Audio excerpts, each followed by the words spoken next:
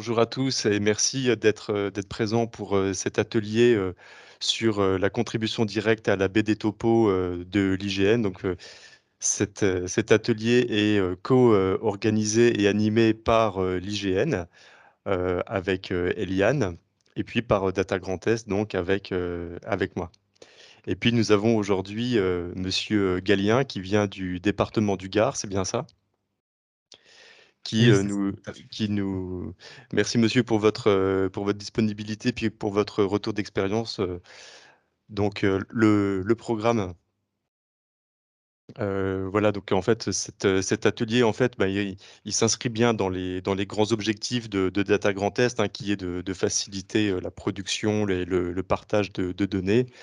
C'est le troisième atelier que nous organisons sur cette thématique-là. Alors j'ai remis les dates un peu pour mémoire. Les 2 premiers ateliers s'étaient passés, sur le premier trimestre de 2021 et donc aujourd'hui, avec, bah, voilà, le temps qui nous sépare de ces premiers ateliers, bah, en fait, ça a permis à l'IGN d'avoir des retours d'expérience à nous proposer. Donc alors, nous sommes pas 25 participants aujourd'hui, là, nous sommes 14, mais nous étions 25 inscrits et donc nous enregistrons cet atelier pour pouvoir le mettre en rediffusion à la suite de cette journée.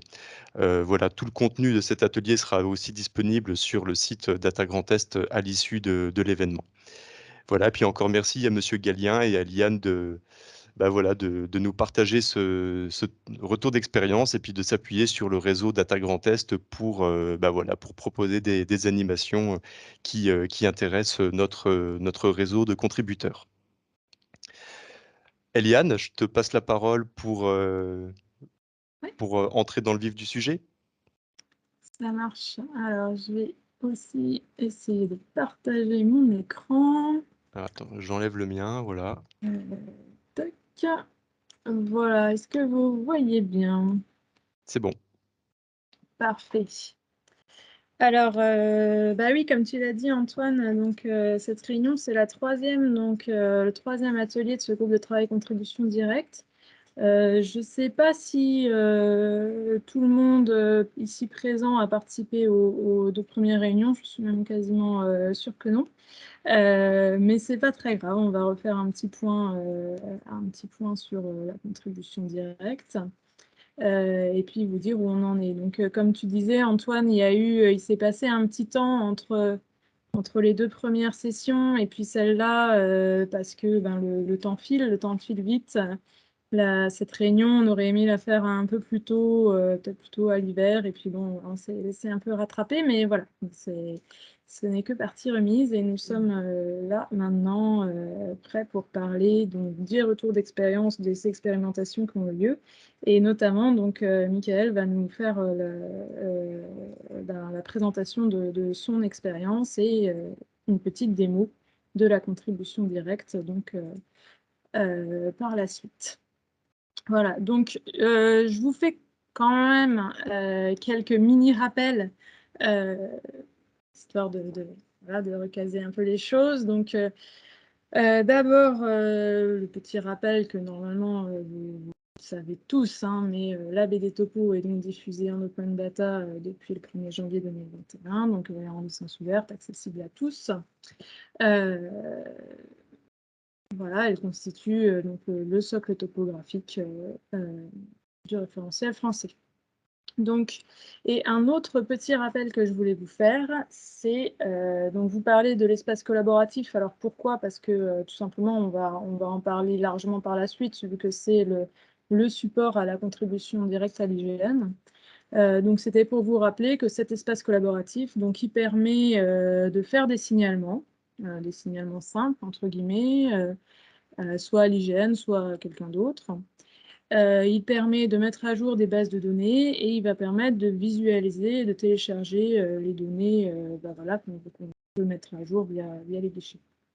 Donc ces 3 fonctionnalités, elles sont applicables donc aux données de l'IGN, mais aussi à des données métiers si on utilise l'espace collaboratif pour son besoin propre. Voilà, et donc dans la suite donc de ma présentation, on va surtout parler de la partie mise à jour des bases de données, puisque bah, la contribution directe, c'est ça, hein, le but, c'est que les partenaires de l'IGN puissent eux-mêmes mettre à jour la BD topo sur des thématiques qui les concernent. Donc la contribution directe, en tout cas de notre point de vue à l'IGN, c'est le dispositif gagnant-gagnant par excellence, puisque c'est ce qui vous permet en fait d'avoir une BD topo la plus à jour possible, et puis ce qui nous permet à l'IGN de gagner énormément de temps, évidemment, puisque ce que le partenaire fait, nous on ne le fait pas. Voilà. Mais donc ça va dans les deux sens, parce que évidemment, il y a quand même toujours un travail à l'IGN pour contrôler, etc., ce qui est fait et faire en sorte que la BD topo garde sa qualité.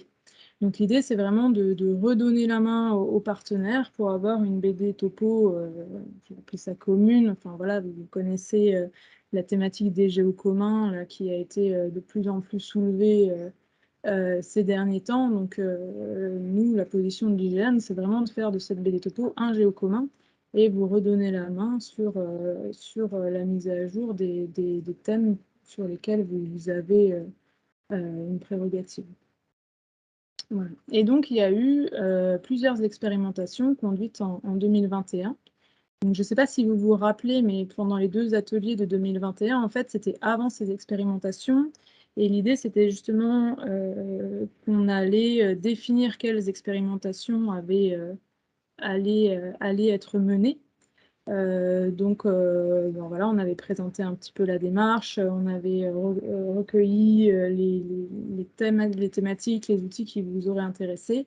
Et au final, malheureusement, il n'y avait pas eu d'expérimentation retenue sur le Grand Est, mais donc il y en a eu plusieurs retenues ailleurs, on en parlera un petit peu plus tard. Et donc elles ont été conduites en 2021, et l'idée là, c'est de faire part des résultats. Donc, les outils de contribution directe, il y en a 4. Alors, ils ne sont pas tous encore totalement opérationnels, mais les développements sont en cours. Donc, le premier outil, en fait, c'est l'espace collaboratif donc, web. Donc, ce qu'on appelle, nous, des guichets. Alors, un guichet, c'est quoi? C'est ce qu'on voit en haut à droite. Là, en fait, c'est une fenêtre cartographique accessible via un navigateur, et donc sur lequel on va pouvoir faire les modifications qui nous intéressent. Donc cet espace co-web, c'est surtout sur celui-là, enfin c'est sur celui-là qu'a porté les expérimentations de l'année dernière. Donc il est assez bien rodé, que ce soit sur les bases métiers ou sur les bases en contribution directe sur la BD Topo via ces expérimentations. Le deuxième outil qui existe déjà et qui sera développé cette année, c'est l'espace co-mobile. Donc c'est l'application mobile de l'espace collaboratif, donc disponible sur smartphone, Apple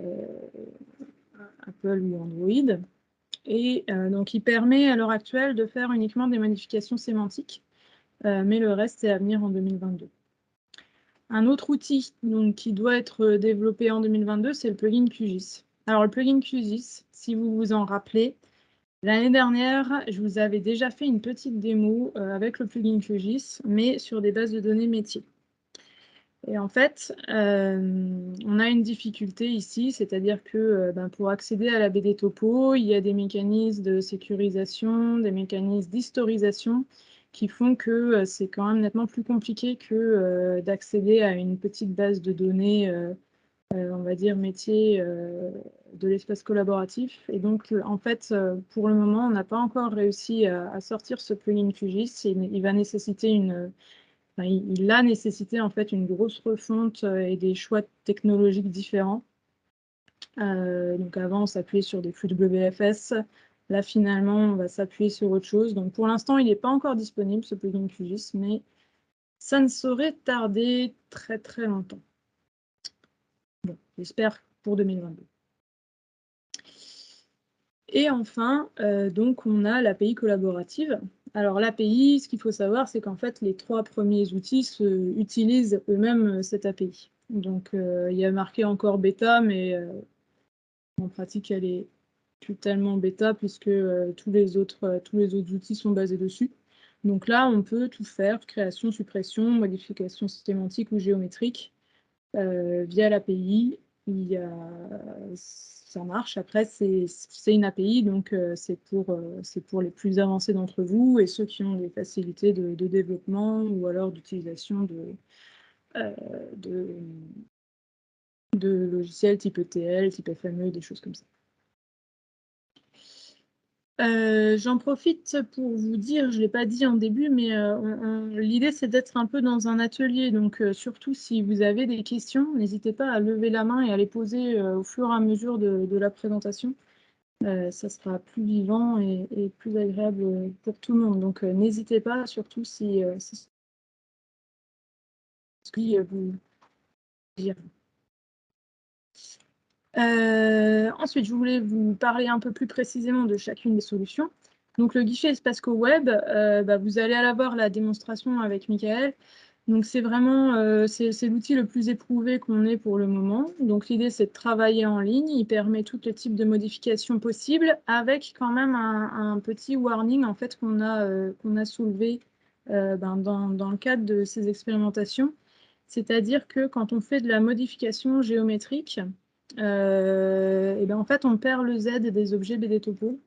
Tout simplement parce que donc cet outil web est basé sur OpenLayers et OpenLayers ne gère pas le Z et les objets, la 3D.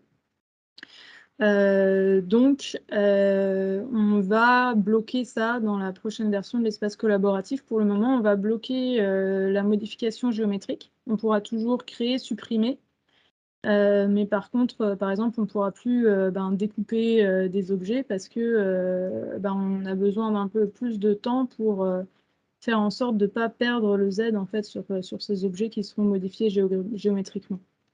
Donc à l'IGN, on a l'idée en fait d'arriver il faut qu'on compare en fait la nouvelle version, l'ancienne version et arriver à identifier les points communs pour garder le Z sur les sommets communs, des choses comme ça. Mais pour le moment, ça, c'est pas en place. Donc en attendant que ça soit en place, on va bloquer en fait cette modification géométrique pour le moment. Sachant que évidemment, si on dit qu'on bloque la modification géométrique, il sera toujours possible de faire un signalement pour demander à ce que l'objet soit modifié par l'IGN en attendant. Voilà, donc après on a pour de la création d'objets, on va avoir des fonctionnalités d'aide à la saisie comme du snapping ou du saisie en partage de géométrie. Et voilà, donc Michael vous fera une petite démo de ce guichet tout à l'heure. Alors, sur l'Espasco mobile, donc l'idée c'est d'aller charger des tables donc les tables du guichet en mode hors ligne sur le téléphone. Et ensuite, donc, on va pouvoir éditer ces tables. Donc là, c'est l'illustration. Hein. On va aller charger les bâtiments, se mettre en mode édition. Donc on va faire ces modifications. Et ensuite, une fois que les modifications sont faites, on les envoie pour synchronisation. Donc là, comme je vous disais, on peut faire pour le moment des modifications sémantiques uniquement. Et il est prévu d'ici la fin de l'année de pouvoir faire tout ce qui est création, modification géométrique et suppression. Donc là, c'est un outil qui est utilisé par les collecteurs IGN. Alors les collecteurs, c'est les gens qui mettent à jour la BDTopo en région à IGN. Donc quand eux vont sur le terrain avec leur voiture, ils utilisent l'Espasco mobile pour leur travail de collecte au terrain. L'API, donc je voulais quand même vous mettre le lien vers la documentation de l'API. Donc voilà, vous l'avez là. Après, c'est une documentation assez classique hein, pour une API. Donc le but, c'est vraiment de pouvoir intégrer directement la contribution directe dans vos systèmes à vous, dans vos systèmes d'information. Par contre, bon, il faut bien être conscient, c'est destiné à des développeurs qui vont redévelopper un petit bout de code pour l'utiliser, ou alors à des gens qui utilisent des logiciels type FME pour aller automatiser en fait des appels à l'API, ce genre de choses. Donc c'est pas immédiat, les choses restent à construire. Nous, on l'a déjà testé sur des bases de données métiers, ça marche bien. Et après, si ça vous intéresse de travailler avec cette API, ben là, on peut pas hésiter à entrer en contact avec moi et puis on regarde les choses ensemble. Et donc pour information, donc il y a un projet IGN avec VRMS de développer donc des transformeurs IGNF connecteurs dans FME. Donc il y en a déjà quelques-uns de ces transformeurs qui appellent les géoservices de l'IGN, qui appellent les WFS, ce genre de choses. Et donc on a un projet là d'aller intégrer cette API collaborative dans cette gamme IGN connecteur. Ça va pas être pour demain, mais peut-être pour l'année prochaine. Alors, j'essaye de pas trop traîner. Donc là, je vous ai remis un petit schéma juste pour avoir un peu une idée de comment ça marche. Donc à l'IGN, la BD Topo est dans une grosse base interne, là, la base rouge que vous voyez sur le schéma. Et donc elle est mise à jour donc, par les collecteurs via des clients GeoConcept, avec des mécanismes de réconciliation. C'est-à-dire qu'ils ont une base sur leur poste, ils font les changements, et puis quand ils sont contents de ce qu'ils ont fait, ils réconcilient, donc ça envoie les changements dans la base mère. En fait. Il y a tout un mécanisme d'historisation qui permet de vérifier qu'il n'y a pas plusieurs personnes qui travaillent en même temps sur le même objet, etc. Donc l'API collaborative, en fait, elle va se greffer un peu au même niveau qu'un collecteur pour aller rajouter en fait la couche des outils collaboratifs. Et du coup, ces outils collaboratifs, eh ben, ils fonctionnent un peu sur le même principe. C'est-à-dire que vous allez faire vos modifications de votre côté et puis ça va envoyer une réconciliation à la BD Topo. Donc ça envoie uniquement les modifications que vous avez effectuées. Et ça met à jour comme ça la base mère, toujours avec ces mécanismes de contrôle qui permettent de vérifier qu'il n'y a pas plusieurs personnes qui sont en train de travailler dessus en même temps. Voilà. Et puis après, cette BD Topo interne, eh ben, elle est répliquée quotidiennement sur l'espace collaboratif. Donc c'est ce qui permet, depuis l'espace collaboratif, en fait, de visualiser la BD Topo J+1, donc la version de la veille de la BD Topo. Et puis, elle est aussi utilisée pour générer les flux qui sont disponibles via le géoportail. Voilà. Je passe. Arrêtez-moi hein, si c'est pas compréhensible. Ah, il y a des petits trucs qui sont rajoutés. Ben, voilà, donc c'est l'espace collaboratif avec les différentes bases métiers qui peuvent aussi être utilisées dedans. Ensuite, un petit point sur la chronologie des actions. Donc, ce qu'il faut savoir, c'est que les gens qui ont un accès en écriture à la BD Topo, donc eux visualisent vraiment la même chose que les gens qui travaillent à l'intérieur de l'IGN sur la BD Topo. Donc, ils visualisent vraiment la base de production. Alors que les gens qui ont seulement un accès en lecture sur la BD Topo, eux, ils visualisent la BD Topo J+1 qui est sur l'espace collaboratif. Donc, par exemple, si un partenaire qui a des droits en écriture sur la BD Topo fait une modification au jour J sur la BD Topo, eh ben, un autre qui n'a qu'un accès en lecture pourra le voir le jour J+1. C'est pour ça qu'elle s'appelle J+1. Notre BD Topo accessible sur l'espace collaboratif. Donc voilà, en fait, les gens qui ont un accès en écriture ne visualisent pas la même base que les gens qui ont un accès en lecture. Donc il peut y avoir un petit décalage d'une journée sur ce que l'on voit, selon qu'on ait des droits en écriture ou pas sur la base. Voilà, c'est ce que je viens de vous dire. Toc, toc, toc. Donc, en 2021, il était prévu 3 expérimentations, donc une avec le 1029, une avec le CD30 et une avec 3 DDT. L'expérimentation avec les DDT, elle n'a pas eu lieu, ça n'a pas réussi à prendre forme. Par contre, avec le SDIS 29 et le CD30, donc là, ça s'est déroulé. Donc, Michael va vous faire son retour d'expérience. Et du coup, je vais peut-être juste vous faire un petit point sur le SDIS 29. Donc, le SDIS 29, l'expérimentation a bien eu lieu et elle a même été rejointe un peu plus tard dans l'année par le SDIS 84. Donc, il y a 2 SDIS sur le guichet des SDIS à l'heure actuelle. Et donc, ils ont travaillé sur les bâtiments, les équipements de transport, les tronçons de route, les zones d'activité ou d'intérêt et les zones d'habitation, mais je crois uniquement en sémantique. Je ne suis pas forcément très sûre. En tout cas, ça dépend peut-être des couches. Donc, les retours sont plutôt bons à un petit point de frustration,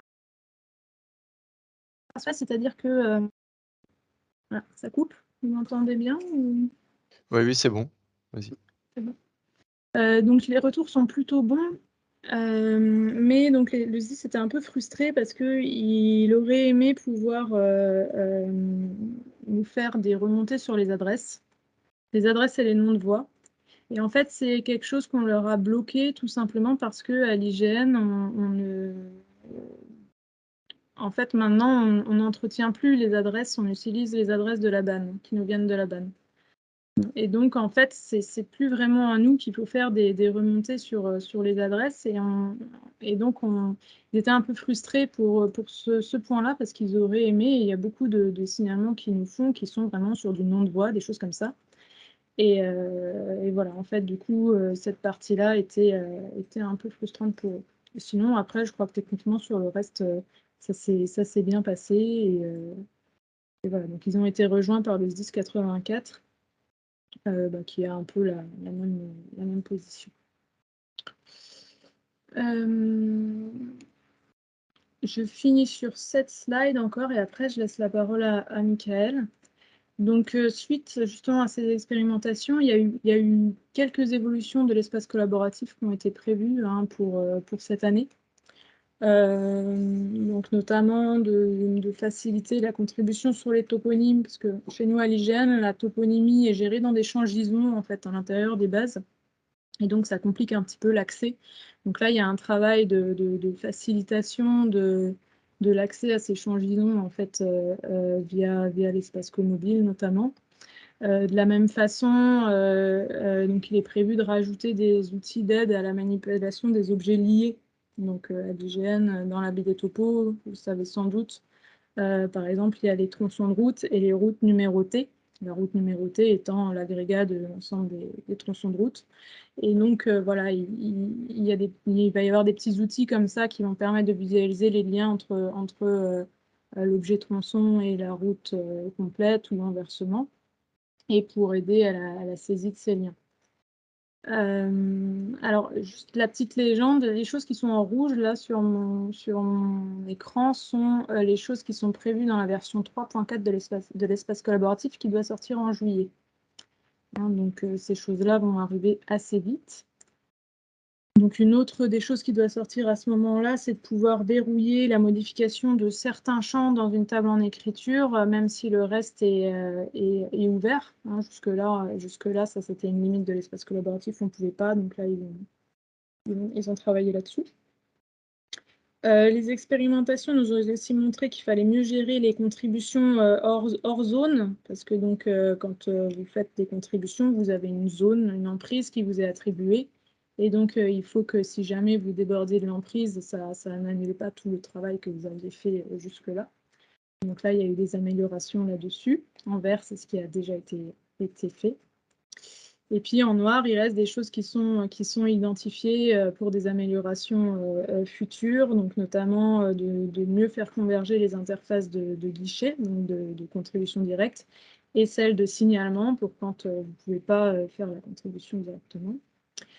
D'améliorer le suivi des contributions pour les partenaires, donc pour vous. Donc ça reste encore un sujet sur lequel il faut qu'on creuse. Et puis, voilà, d'améliorer cette gestion de la 3D, donc le petit point problématique dont je vous ai parlé tout à l'heure au niveau des guichets web. Voilà, mais je crois que je vais m'arrêter là pour le moment et puis je vais laisser la parole à Michael qui va vous... Sauf si vous avez des questions, peut-être on peut peut-être faire une petite séance de questions. Sinon, on passe.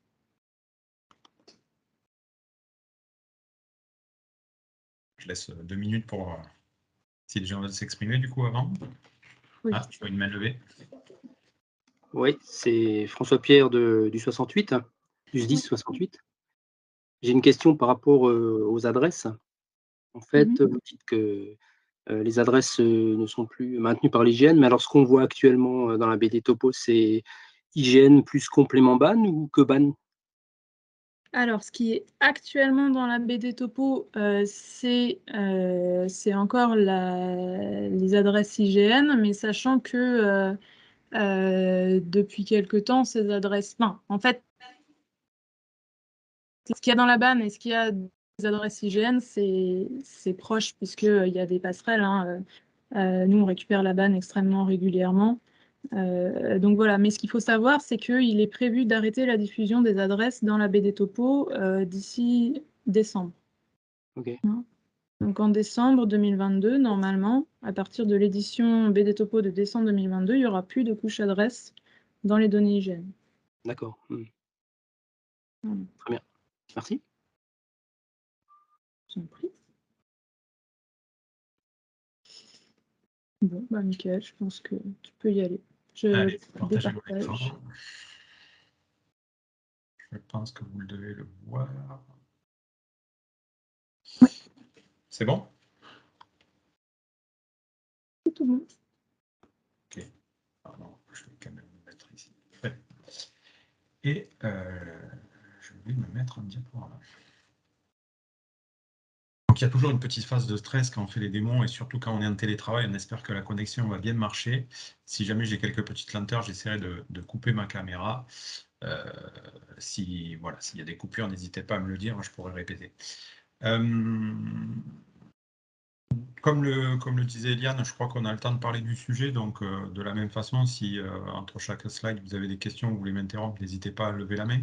Alors je ne serai peut-être pas toujours en train de regarder la liste des participants, mais voilà, je charge Eliane de m'interrompre de vive voix si jamais il y a des questions. Donc pour commencer, je vais me présenter. Donc je suis Michael Gallien, je travaille au département du Gard. Dans la DGA qui s'appelle la DGAML, pour DGA Mobilité et Logistique. Cette DGA, historiquement, elle était orientée route, donc gestion du patrimoine routier. Et puis, les réorganisations ont fait qu'aujourd'hui, on a plusieurs autres thèmes dans la DGA. On va notamment avoir la logistique, qui comprend la gestion des bâtiments, notamment collèges et bâtiments départementaux pour l'accueil des agents.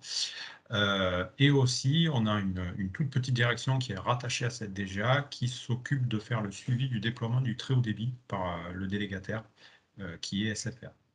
Donc, nous, au sein de cette DGA, on s'appelle la mission des systèmes d'information.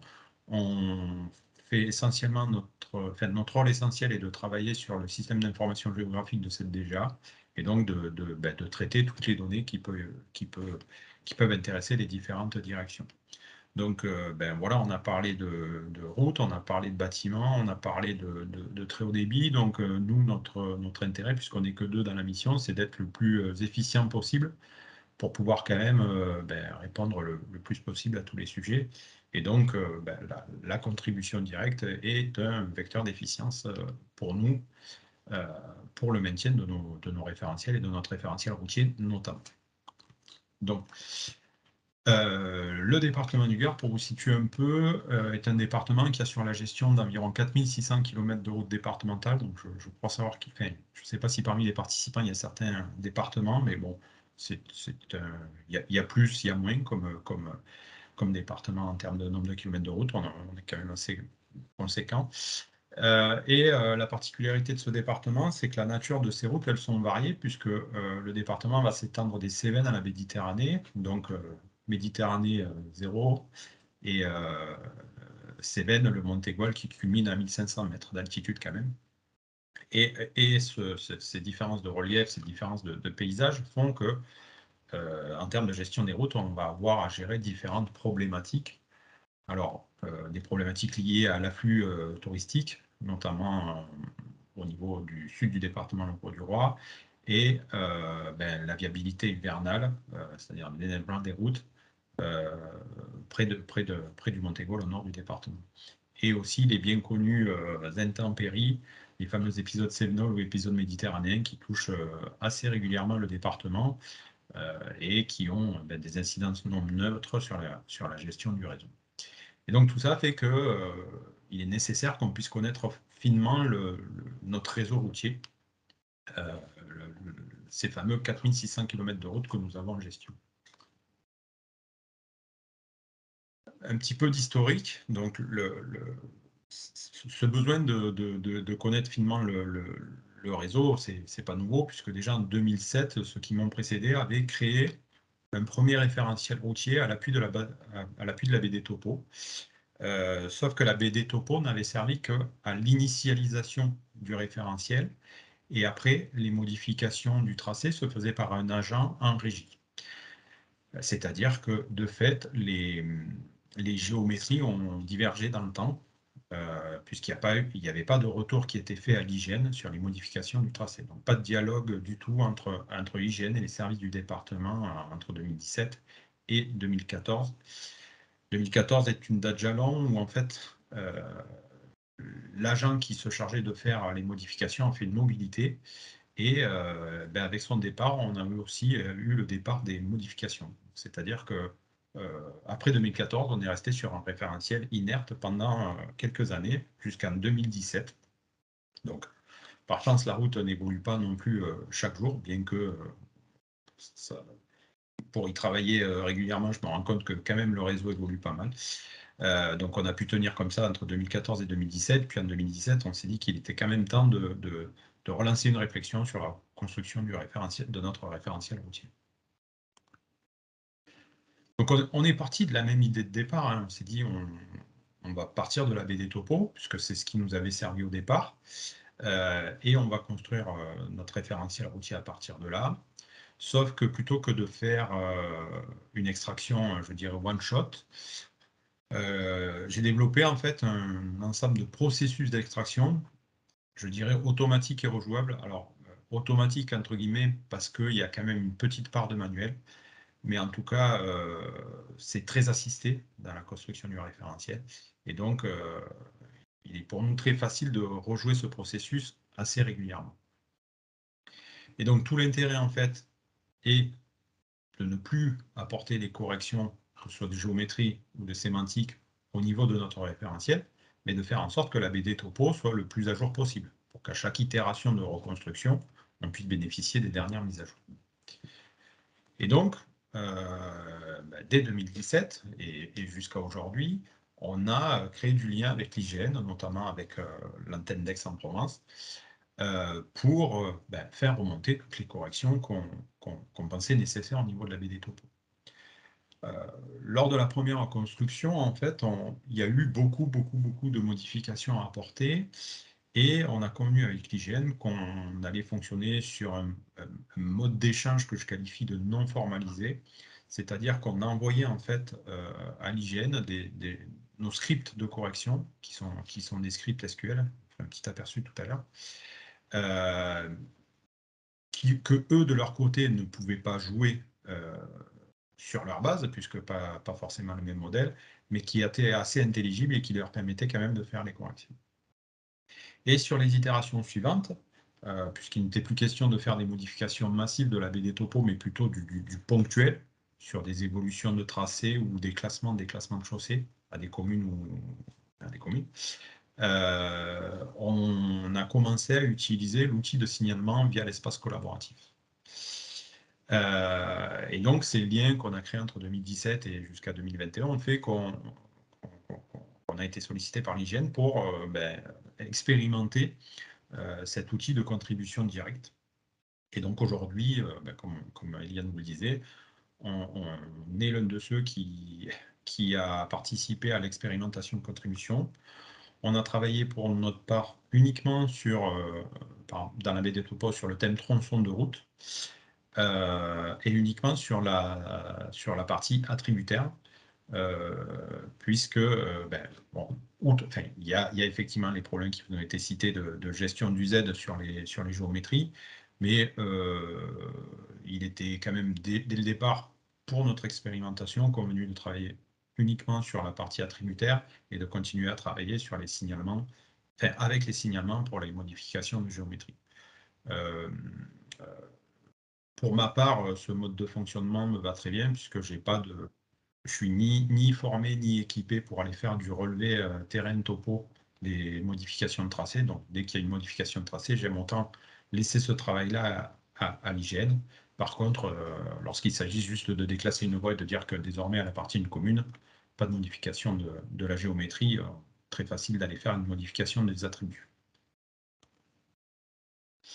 Donc, j'ai fait quelques aperçus. Je vais essayer de faire une démo, en espérant, comme je vous disais, que ma connexion fonctionne parfaitement. Je vous montre quand même les aperçus que j'avais identifiés. Donc là, par exemple, le département avait ouvert une nouvelle voie verte. Et donc, on avait fait via QGIS, via le plugin QGIS, un signalement indiquant que ce tracé, il était intéressant d'aller le relever. Donc, on l'avait fait le 21 septembre. Vous voyez qu'assez rapidement, l'IGN nous répond au travers de l'outil, puisque le 11 octobre, il nous indique que cette modification nécessite un paissage terrain. Donc, on s'en doutait, il n'y avait pas de souci. Et l'intégration a été faite le 16 mars 2022. Donc aujourd'hui, quand on récupère les données de la BD Topo, on dispose de cette modification qu'on avait demandée. Une autre modification que là, j'aurais presque pu faire moi-même en contribution directe, mais que je me suis refusé, c'est une modification sur du réseau qui n'est pas départemental. J'ai donc la possibilité de contribuer sur la base des tronçons de route PD Topo sur l'emprise du département du Gard, ce qui veut dire que je peux travailler sur les routes départementales, mais qu'en fait, je peux travailler sur toutes les routes, et donc y compris les routes communales. Et là, j'avais identifié en fait une route dont le sens de circulation me paraissait erroné. Plutôt que de faire la modification directe, j'ai préféré passer par un signalement. Quand je dis ça, généralement, les questions qui se posent, c'est est-ce qu'il est normal que vous puissiez modifier des tronçons qui ne sont pas à vous? Ça reste intéressant pour nous, département du Gard, puisque je vous ai parlé de déclassement et de classement de chaussée. Effectivement, des fois, des routes qui ne sont pas départementales le deviennent. Et donc, il faut que je puisse avoir la capacité d'aller sélectionner un tronçon non départemental et lui affecter un complexe qui va le lier à la route départementale et en faire de fait une route départementale. Et donc, l'outil de contribution directe, dont j'ai fait une capture d'écran ici, mais que je vais essayer de vous faire une démo directement là. Donc, je vais sortir de mon PowerPoint. Alors, juste pour vous montrer un peu comment je fonctionne, le processus de création du référentiel routier qu'on a développé, en fait, il se base énormément sur du SQL. Et lorsque je construis un référentiel, en fait, je vais construire un script SQL de correction qui là me permet, aujourd'hui on est sur le livrable de mars 2022, d'appliquer les corrections qui sont nécessaires au moment de la construction de mon référentiel routier. Tout mon intérêt est que ce fichier-là soit le plus petit possible, c'est-à-dire qu'il y ait le moins de corrections préalables de la BD Topo pour la construction du référentiel. Et donc, dès que j'ai une modification à apporter dans mes scripts, je vais aller faire le pendant dans l'espace collaboratif. Donc, je vais me connecter à l'espace collaboratif.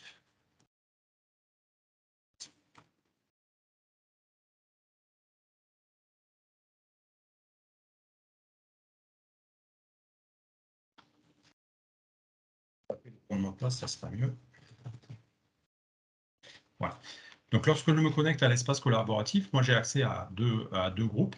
un groupe gare qu'on utilise pour nos signalements et pour nos besoins internes, et un groupe expérimentation BDUNI, sur lequel je vais pouvoir aller me connecter, et qui va me permettre d'accéder au guichet de contribution directe à la BDU, enfin, BD Topo BDU.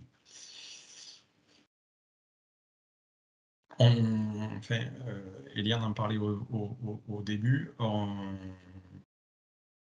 il y a en fait des phases de consolidation de la BD Topo pour pouvoir livrer les versions millésimées. Donc il y a certaines dates auxquelles on ne doit plus contribuer.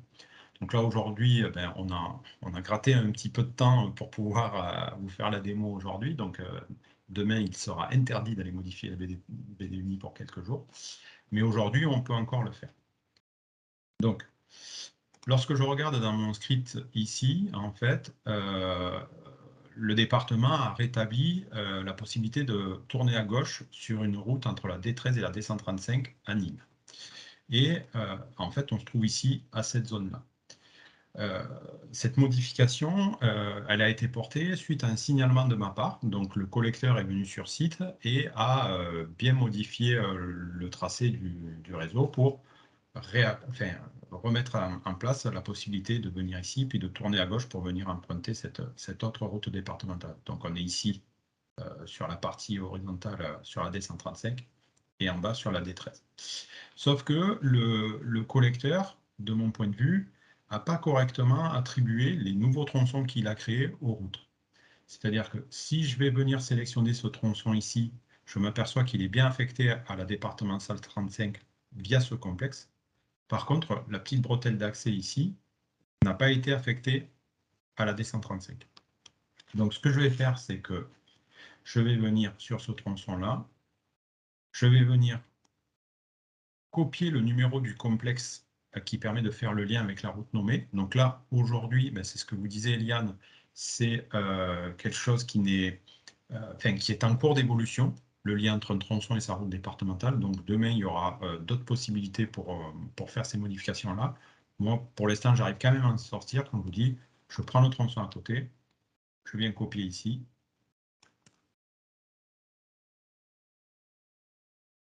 Je vais venir sélectionner mon tronçon ici et lui dire, je lui affecte cette route nommée, modifiée. À partir du moment où j'ai fait ça, on voit apparaître ici un état des modifications. Donc, je n'ai pas créé d'objet, je n'en ai pas supprimé, mais j'en ai par contre modifié. J'ai ce deuxième tronçon ici qui présente le même problème, c'est-à-dire qu'il n'est pas affecté à une route départementale. Et autant cette bretelle-là, je considérais que c'était la départementale 135, autant celle d'en dessous, je considère que c'est l'autre départementale, donc la départementale 13. De la même façon, en fait, je prends un tronçon à côté, je vais récupérer le lien vers la route nommée que je vais copier. Je sélectionne mon tronçon ici. Je colle et je modifie. Donc, je suis passé à deux objets modifiés. À ce stade, en fait, les modifications n'ont pas vraiment été apportées à la base de données topo. Elles sont juste dans mon contexte de travail. Et pour qu'elles soient réellement appliquées, je vais venir ici sauvegarder. Donc moi, j'ai trouvé que cette fonctionnalité elle était très intéressante puisque il m'est arrivé de commencer certaines modifs et d'être interrompu par un appel téléphonique ou quoi, et de ne plus savoir ce que j'avais déjà modifié et pas modifié, donc d'annuler et de recommencer. Donc là, je sauvegarde. J'ai un identifiant de transaction. J'ai pris pour habitude de venir copier cet identifiant de transaction et le reporter ici. Comme ça, si jamais, puisqu'on est quand même en cours d'expérimentation, l'IGN m'indique qu'il y a eu des soucis sur la prise en compte de certaines transactions, je pourrais voir quelles modifications n'ont pas été apportées. Bon, l'idée, c'est qu'à terme, je n'ai plus à faire ça. Comme j'ai fait cette correction, en toute logique, ces modifications seront prises en compte dans le millésime de juin qui devrait être livré courant juillet.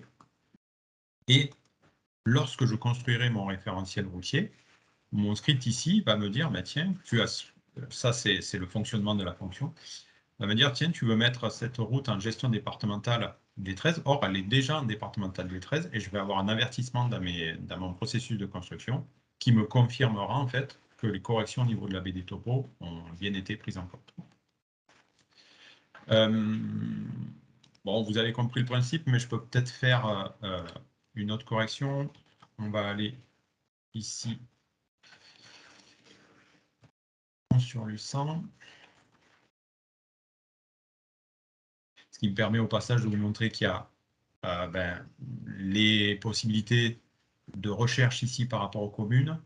Vous avez ici la possibilité d'afficher un certain nombre de fonds de plan ou de données. Et vous avez aussi la possibilité, via cette loupe ici, d'aller chercher les objets à modifier par le biais de leurs attributs. Donc vous allez pouvoir en fait sélectionner les différents attributs en fonction de vos critères de recherche. Alors, que je me repère, je crois que le problème se situait ici.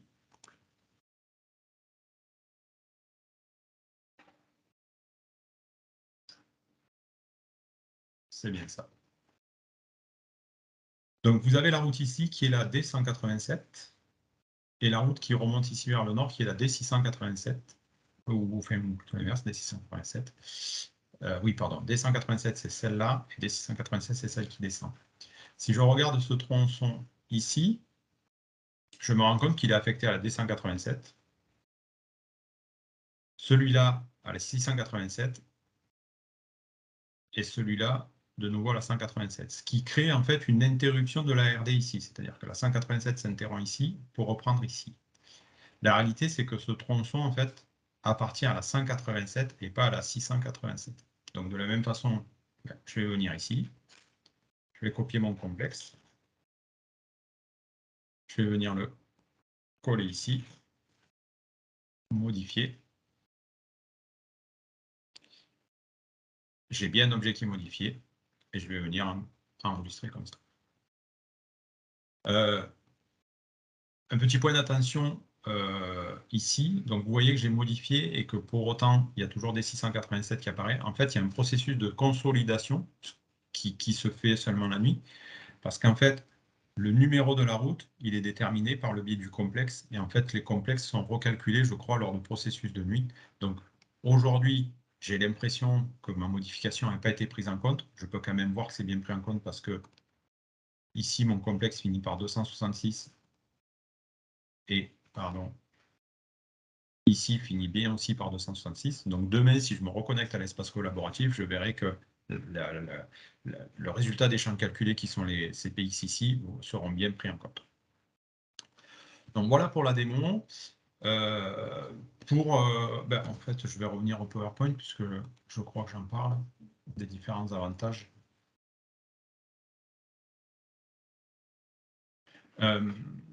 Oui, donc un bilan, j'ai un slide sur les avantages après. Donc aujourd'hui, au département du Gard, on est en capacité de reconstruire notre référentiel routier à chaque version millésimée de la BD Topo, c'est-à-dire chaque trimestre. Donc ça, c'est quelque chose qui a une forte valeur pour nous, puisque auparavant, même lorsque l'agent s'occupait de faire les modifications en régie, il était pour nous difficile d'avoir les remontées d'informations du terrain des tronçons à corriger, alors que là, on collabore, c'est-à-dire que parfois, c'est moi qui indique à l'IGN qu'il y a des mauvaises évolutions du tracé, et parfois l'IGN, par son réseau d'acteurs, c'est même avant moi, ou même parce que le collecteur fait des passages, c'est même avant moi qu'il y a eu des modifications du tracé. Donc on est deux en fait à surveiller les évolutions du réseau. Et voilà, chaque trimestre, on peut avoir un référentiel à jour. Sur la partie attributaire, comme je vous ai montré, on est en capacité de faire les mises à jour directement. Donc, une mise à jour que je fais aujourd'hui, elle sera disponible dès demain. Donc, je ne travaille pas encore avec la BD Topo J+1, mais en tout cas, ça me permet de savoir que la correction que j'ai faite aujourd'hui sera prise en compte dans le nouveau millésime. Et on conserve cette possibilité de, comme je vous disais, de notifier l'IGN pour tout ce qui est modification de géométrie, par exemple, si un nouveau giratoire a été construit. Et pour ça, on utilise les différents outils qui sont mis à disposition, que ce soit le plugin QGIS, le portail web ou l'application mobile. Les avantages que j'y vois, donc, déjà, c'est sur la qualité et l'uniformité de la donnée. Lorsqu'on a imaginé ce travail de construction du référentiel routier, on s'est un peu posé la question qui se pose souvent, c'est de quoi on part? Est-ce qu'on utilise l'IGN ou est-ce qu'on utilise OpenStreetMap? Au sein du département du Gard, on n'a pas, enfin, moi je ne ressens pas une grosse activité de la communauté OSM. Et OSM aussi, c'est une vision usagée de la route, c'est-à-dire que ça va se baser sur la présence ou non de panonceaux. Or, lorsque vous êtes sur une route départementale et que vous traversez une commune, il n'y aura pas forcément la signalisation qui vous indique que c'est une route départementale, il y aura plutôt le numéro de rue. Et de fait, du point de vue du gestionnaire, il y a certaines routes qui ne ressortent pas. Donc, j'ai récemment fait une comparaison du référentiel qu'on tient à jour avec l'IGN et d'OSM, j'ai quand même de gros écarts sur les routes départementales.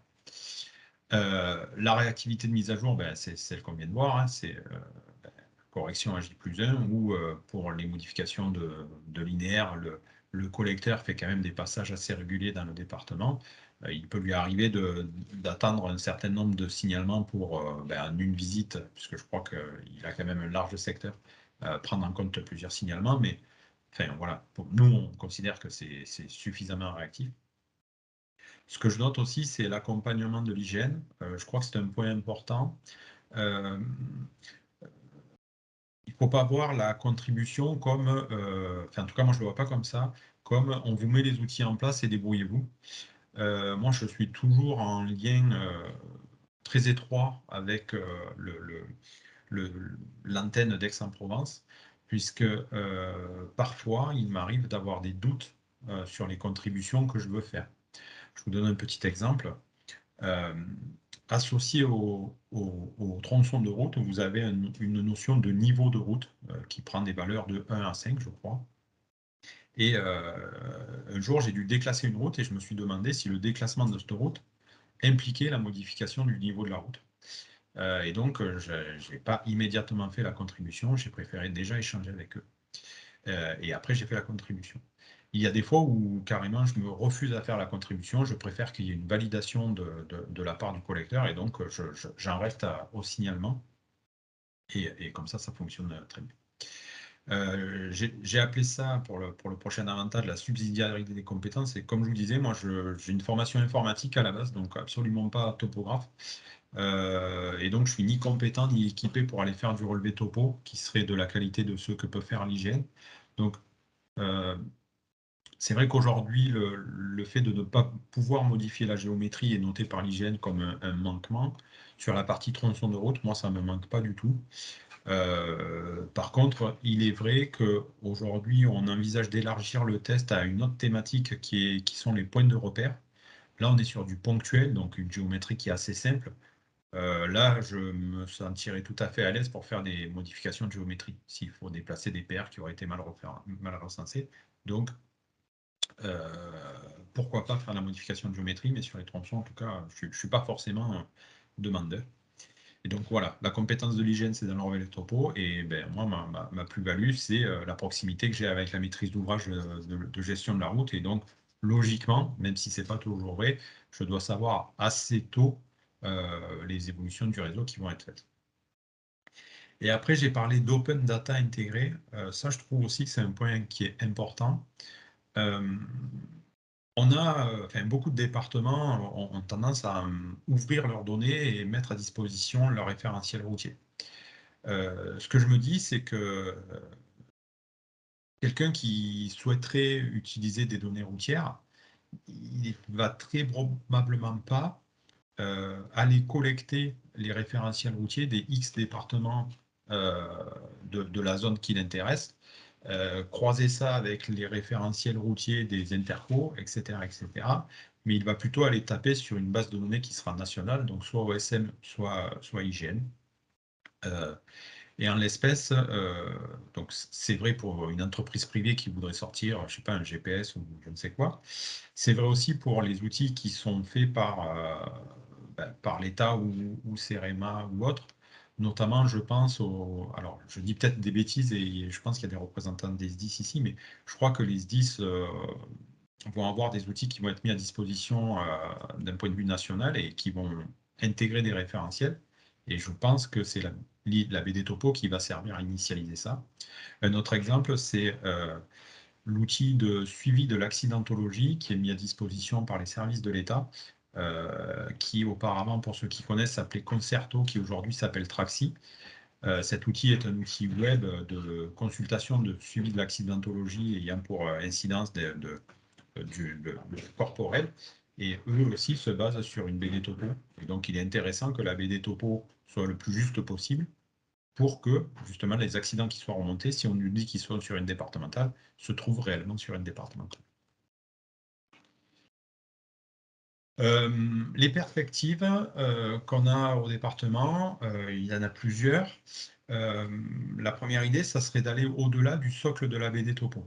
Vous avez dans la BD Topo un certain nombre d'attributs qui sont supportés, notamment concernant les limitations de tonnage et de gabarit, sauf que l'IGN ne s'engage à remplir ces champs que pour ce qu'on appelle les itinéraires verts.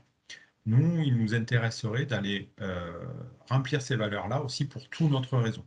Donc aujourd'hui, on a un travail en cours de recensement de nos arrêtés de circulation qui mettent en place des dispositions de limitation de tournage ou de gabarit. Il faut qu'on consolide ce travail. Mais par contre, lorsqu'on aura quelque chose d'assez fiable, notre objectif, c'est de faire porter cette donnée-là par la BD Topo.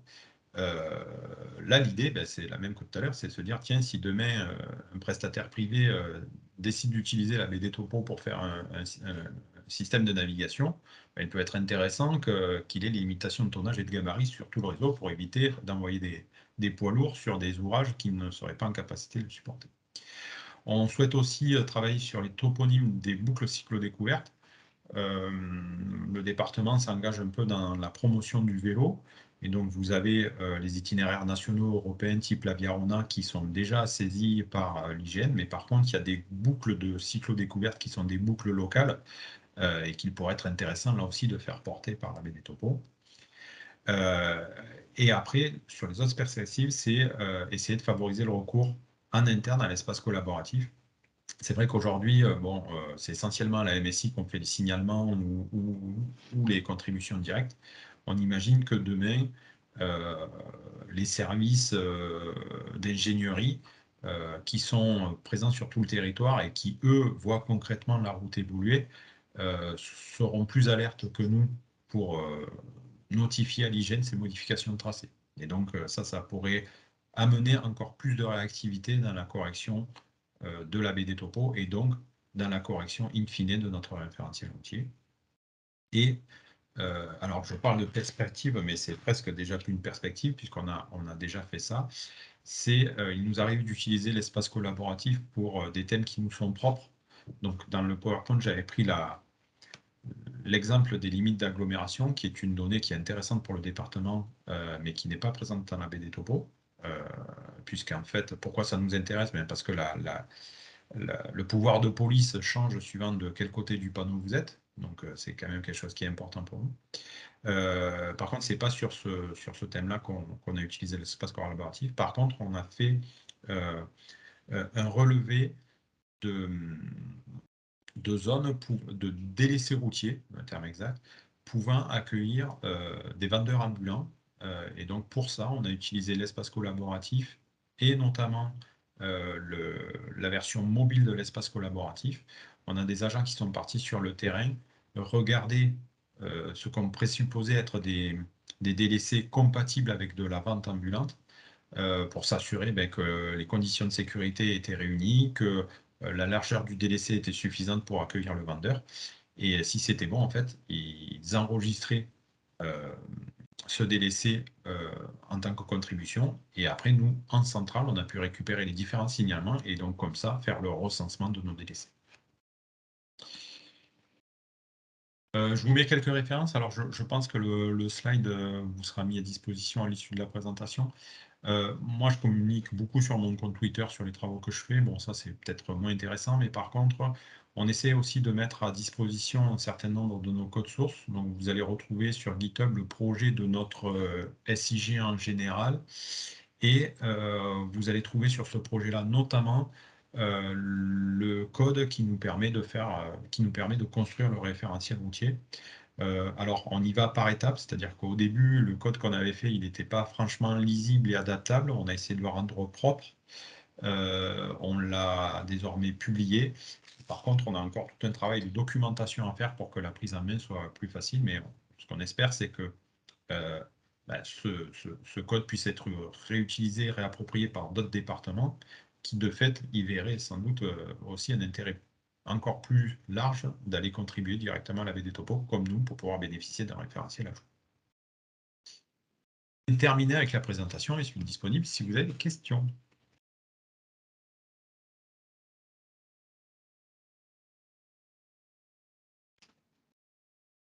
Merci beaucoup, Michael. Donc, oui, on vous sent un peu intimidé, peut-être. Excusez-moi, j'avais un problème de son. J'espère que vous m'avez bien entendu. Oui, ouais, Pas de problème? Ok. Merci beaucoup pour cette présentation. Les questions ont du mal à venir, mais ça va. C'est toujours la première qui est la plus dure à poser, il paraît.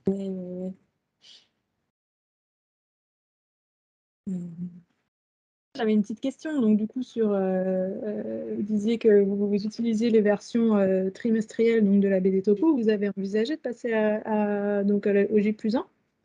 Alors,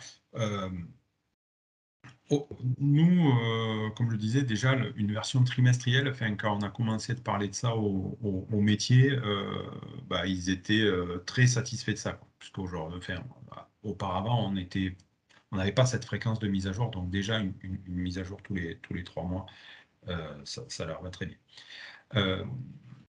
Passer à la BD Topo J+1 pourrait effectivement nous permettre de faire des mises à jour encore plus régulières.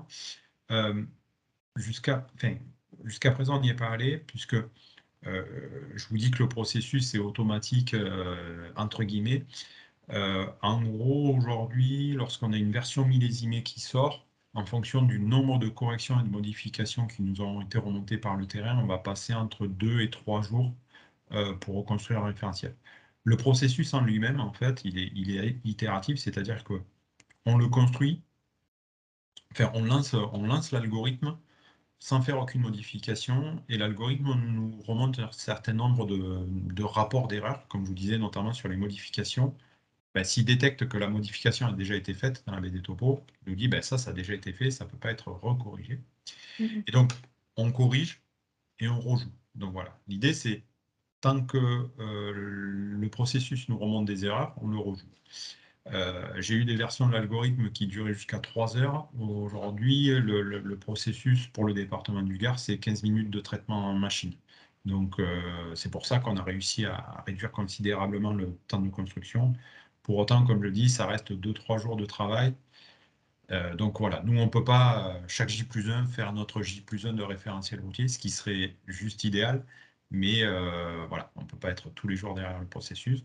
Par contre, ce que j'imagine plutôt, c'est pas forcément faire quelque chose de récurrent, mais faire quelque chose où, si jamais il y a une grosse modification du réseau qui a été faite et qu'on ne peut pas atteindre la version millésimée, là, on pourrait devancer la version millésimée, en prendre la version J+1 et construire notre référentiel sur cette version J+1. Ça, c'est une...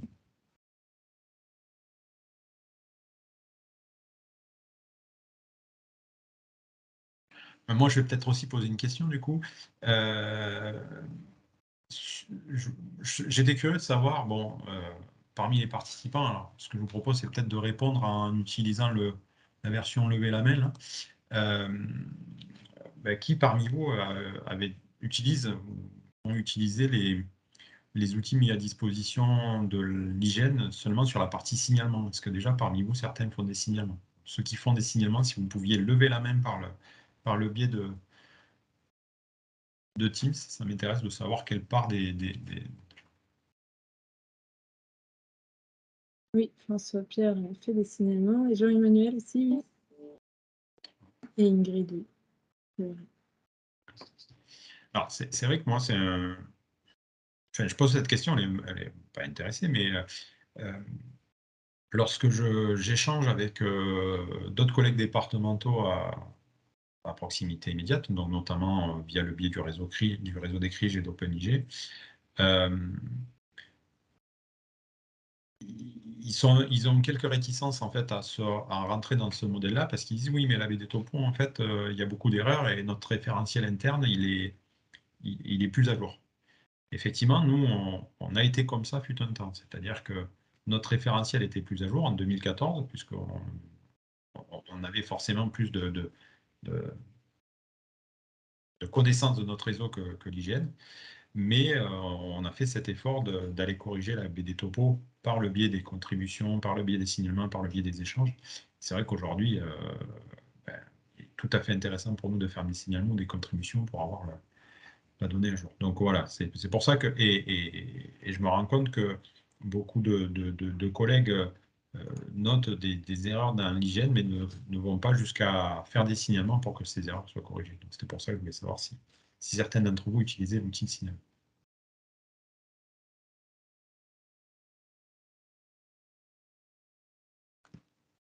Partager mon écran. Et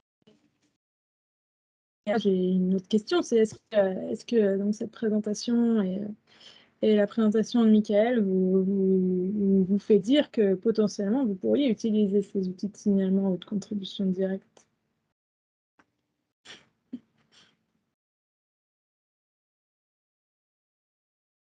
Tout le monde en même temps.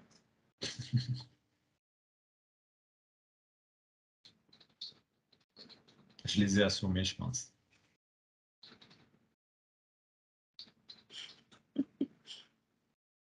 Personne qui va y aller.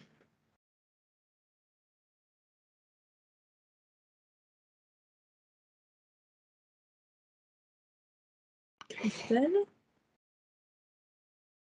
Allez-y. Oui, hein. oui. Alors une question de béotienne, parce que je découvre la BD Topo, pardon, grâce à votre présentation que j'ai trouvée extrêmement intéressante, que ce soit vous, Eliane, ou vous, Michael. Donc moi, je travaille dans le tourisme, je travaille pour l'Agence régionale du tourisme Grand Est, et donc à travers votre démonstration, Michael, vous avez évoqué les perspectives de proposer les pistes cyclables, enfin les boucles cyclables, etc., pour divers cas d'usage, j'imagine. Et c'est vrai que nous, ici, à l'ART, on travaille sur un axe stratégique important, comme vous l'avez souligné, le vélo est de plus en plus demandé, les itinéraires, etc., vélo. Il y a un plan vélo d'ailleurs qui va être proposé par la région Grand Est. Donc, on a vraiment on développe toute une stratégie et on en parlait encore ce matin autour de la smart mobility. Donc, je m'éloigne un petit peu du côté très technique que vous avez démontré. Mais du coup, est-ce que pour une agence comme la nôtre, quand on veut ou qu'on aurait besoin de récupérer des pistes, des itinéraires. Vous avez parlé d'open data intégré. Est-ce que ce sont les départements qui gèrent? Est-ce que c'est l'IGN? Enfin, comment on peut nouer des partenariats pour effectivement avoir accès à ces données qui sont extrêmement précises et sur lesquelles nous, derrière, on peut venir aussi joindre ce qu'on appelle les POI, les points d'information touristique, par exemple, ou je ne sais pas, par exemple, les ateliers de réparation vélo, des choses comme ça, des choses très pratico-pratiques aussi, les magasins alimentaires pour que les usagers des pistes cyclables ou des routes cyclables puissent voilà, être proposés aux usagers locaux d'ailleurs, hein, comme aux touristes. Donc, je ne sais pas si ma question rentre vraiment dans le cadre de cette démonstration et de ce webinaire, mais voilà, moi, c'est avec ma casquette un peu tourisme que je viens faire toc toc et que je suis toute oui. Mais encore merci beaucoup. Je peux donner des éléments de réponse, Eliane, et puis après, si tu veux compléter. Donc là, je vous ai parlé effectivement des travaux que je fais sur la construction du référentiel routier sur la base de la BD Topo. j'ai un travail assez similaire sur une construction d'un référentiel véloroute et voie verte. Aujourd'hui, sur la partie vélo, il existe, je dirais, deux choses. Il existe un modèle de données qui s'appelle le géostandard véloroute et voie verte, dont l'objectif, en fait, est de décrire les itinéraires, qu'ils soient nationaux, européens. Initialement, le modèle n'était pas prévu pour les boucles cyclo-découvertes, mais pour autant, il s'y adapte assez bien. Et il y a un autre modèle qui, lui, n'est pas un standard, je dirais, mais qui est un schéma qui a été développé par l'association Véloroute et Voie Verte, donc la 3V. Enfin, c'est pas l'association, pardon, c'est Vélo et Territoire. Oui, Vélo et Territoire, oui. Vélo et Territoire, c'est pas la F3V, c'est Vélo et Territoire. Et donc, ils ont fait un schéma des aménagements cyclables, ce qui est un peu différent. Il y a l'itinéraire, c'est d'où on vient, où on va, et l'aménagement, c'est pour aller de là à là, par quoi je passe? Est-ce que je passe par de la piste cyclable, de la voie verte? Est-ce qu'il y a effectivement des points d'intérêt? Personnellement, je ne me suis pas trop intéressé au schéma des aménagements. J'ai plutôt travaillé sur le référentiel des itinéraires. Et donc, aujourd'hui, c'est vrai que je le mets à jour moi-même. J'ai un autre processus de construction qui n'est pas tout à fait identique à celui qui est fait pour les routes, mais qui se base quand même sur la BD Topo. En fait, ça va récupérer la géométrie de la BD Topo parce que cette géométrie est très précise pour savoir où passe le parcours, alors que très souvent, ce qu'on se rend compte des agences de tourisme chez nous, Gare Tourisme, c'est qu'ils font des tracés main levée qui ne sont pas toujours hyper précis, contrairement à ce qu'on peut avoir dans la BD Topo. Oui, je confirme. Voilà. Donc aujourd'hui, en fait, ce qui est un peu dommage dans la procédure, c'est que je dois avoir la donnée chez moi sur savoir quel tronçon il faut sélectionner, parce que la BD Topo ne supporte pas ces fameux toponymes. Ce que j'imagine demain, c'est d'aller saisir les toponymes à l'intérieur de la BD Topo, ce qui facilitera mon processus de récupération des données et ce qui permettra à tout le monde de bénéficier de cette donnée-là, tous les gens qui utiliseront la BD Topo. Ce qu'on pourrait imaginer pour aller plus loin, c'est d'imaginer un écosystème départemental ou interdépartemental, je ne sais pas trop quoi, où on se dirait, on fait de la BD Topo notre base de données source pour la construction de notre référentiel routier, et le département peut aller faire des corrections dans la BD Topo pour indiquer les itinéraires, mais pourquoi pas aussi la commune, le PER, le PETR, le PCI, etc., etc. Puisque aujourd'hui, quand même, lorsque je construis ce référentiel Véloroute et Voie Verte, sur la partie itinéraire européen et nationaux, c'est facile puisque c'est souvent de la voie verte et c'est le département qui est maître d'ouvrage sur ces sujets-là. Par contre, sur les boucles cyclo-découvertes, c'est plutôt des EPCI ou des PETR qui sont à l'initiative d'eux et qui nous sollicitent parce que leurs boucles vont passer par des routes départementales, mais pas uniquement. Et donc, aujourd'hui, c'est vrai que nous, on peine un peu à aller récupérer la donnée. Souvent, ce qu'il arrive, c'est que les intercommunalités ou les PETR définissent un tracé initial et puis se rendent compte, une fois qu'il est en place, que ça ne marche pas tout à fait bien parce que il y a un moment, le vélo doit emprunter une voie qui est vraiment trop pentue, qui est difficile, et donc il décide de faire une modification du tracé, mais ne le remonte pas. Et donc on a un tracé qui est légèrement erroné.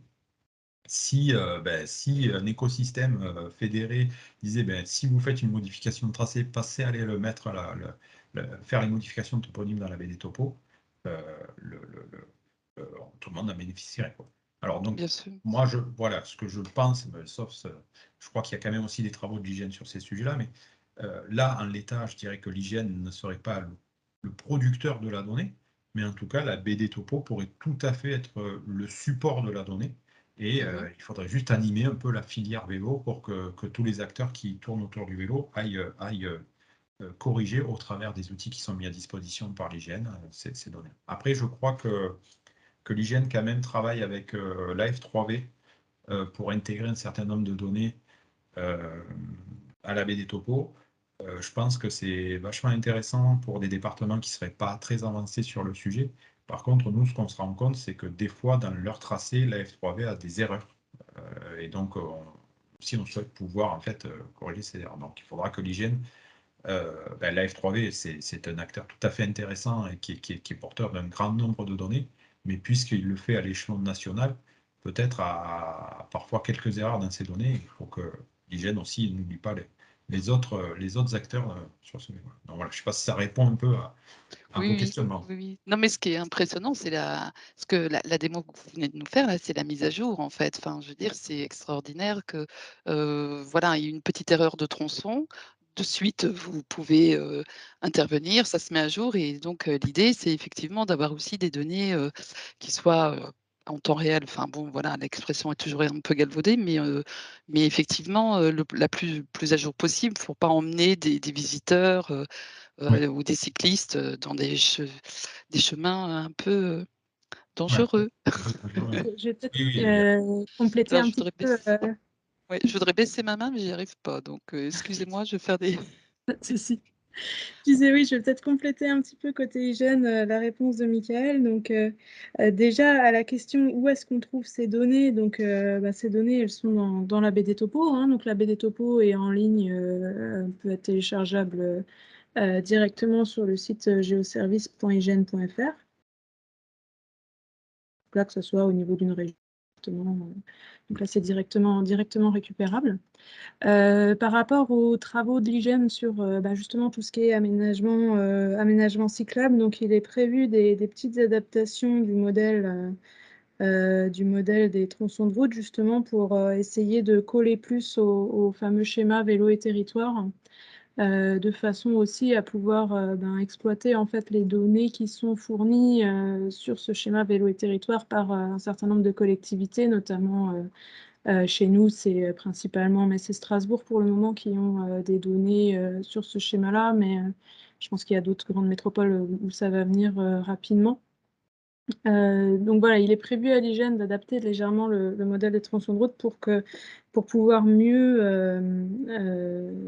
rendre compte en fait de ces aménagements cyclables, des continuités cyclables et ce genre de choses. Voilà, et puis après, pour rebondir sur ce que disait Michael, hein, évidemment, cet écosystème d'acteurs, nous, c'est vraiment ce qu'on cherche à avoir, en fait. La BD Topo, c'est un peu ce qu'on disait au début, on vous la met à disposition aussi pour que vous puissiez éventuellement rajouter des trucs s'il en manque, tout ce genre de choses. Donc après, ça s'organise, hein, comme disait Michael. Les acteurs, il faut trouver la place de chacun, arriver à faire en sorte qu'il puisse y avoir un dialogue, etc. Et ça, c'est vraiment le rôle qu'on aimerait pouvoir jouer, que ce soit au niveau du Sud chez Mickaël ou ici au niveau du Grand Est. Après, Christelle, si vous voulez qu'on ait un rendez-vous déjà peut-être un pour pouvoir voilà, parler partenariat un peu plus spécifiquement entre l'ART et l'hygiène, je pense que ce serait quelque chose qui serait très bénéfique pour Avec nos très grand plaisir. Voilà, Oui, on va organiser ça. Et puis, il y a probablement plein d'autres thèmes que les aménagements cyclables. Moi, je pense au camping, je pense à tout ce genre de choses où il y a probablement des choses sur lesquelles voilà, on a beaucoup d'échanges à faire. merci. Merci à vous deux. Je ne sais pas si on a d'autres questions.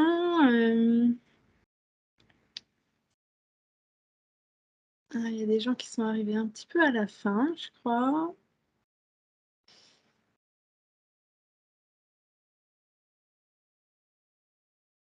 Est-ce qu'il y a d'autres candidats à la contribution directe? Qui voudrait modifier quoi dans la BD Topo? Si des questions viennent après aussi, comme je vous ai donné mon lien Twitter, n'hésitez pas aussi à revenir vers moi ou à demander mes coordonnées par le biais des liens et de l'hygiène. J'essaierai d'y répondre avec plaisir.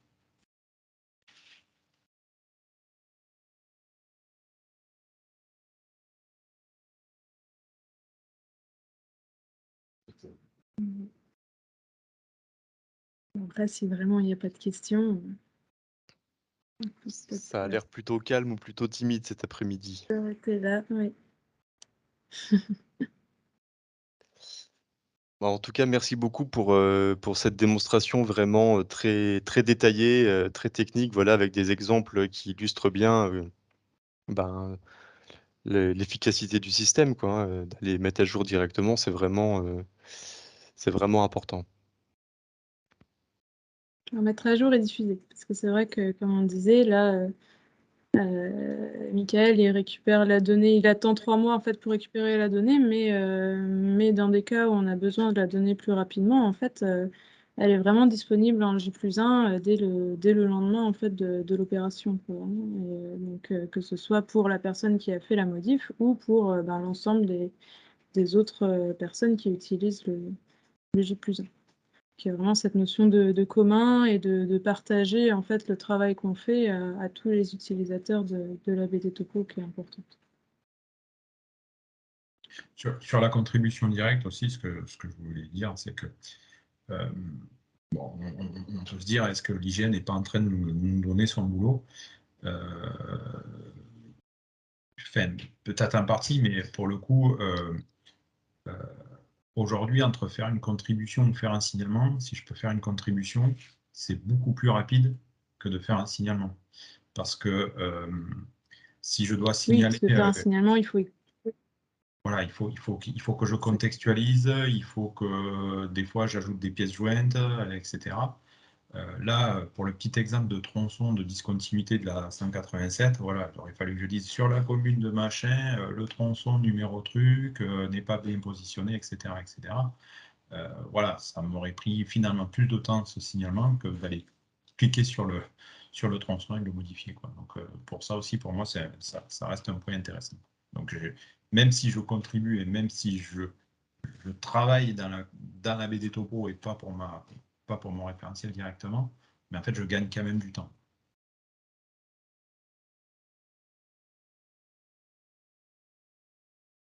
Ok. Bon. Toujours pas de questions, là.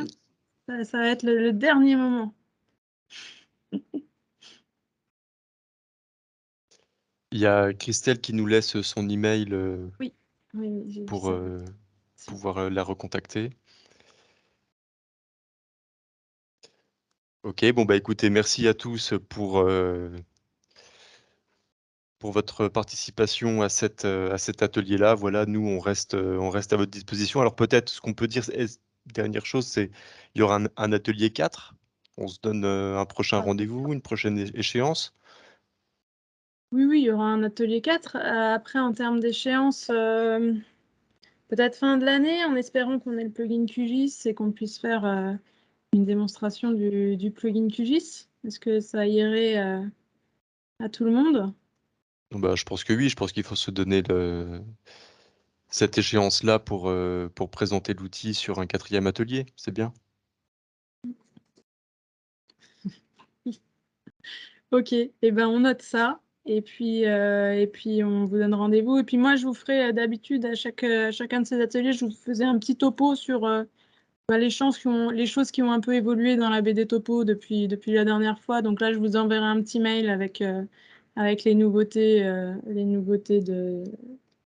depuis le mois d'août dernier, je crois. Ça faisait longtemps mon dernier petit mail, donc j'aurai de quoi vous raconter sur ce qui s'est passé dans la BD Topo avec un focus sur le Grand Est comme précédemment.